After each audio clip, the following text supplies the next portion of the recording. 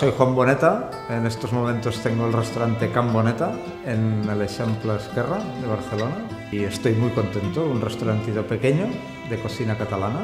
Yo soy arquitecto de profesión, pero esto era una pasión que tenía de toda la vida, la cocina, que viene de los padres y de mi madre y de mi suegro, que eran grandes cocineros de la cocina del xup-xup catalana.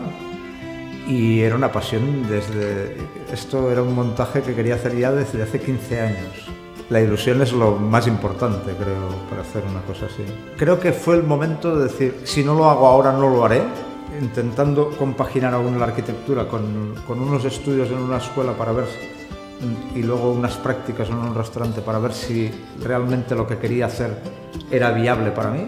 Entonces me apoyé en la escuela, en un profesorado muy competente y de los cuales al final te acabas haciendo amigo, y con el apoyo de ellos luego también después en el restaurante, ¿no?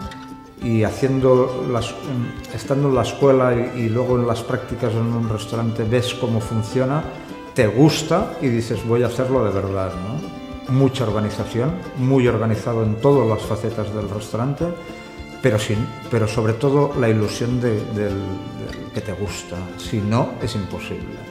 No soy un crack en la cocina ni en nada, pero pongo todo lo que sé y lo que puedo aportar en el trabajo, y creo que al final mucha pasión, y al final lo que quieres es que la gente disfrute comiendo y disfrute entendiendo que el plato que se le sirve está hecho con cariño.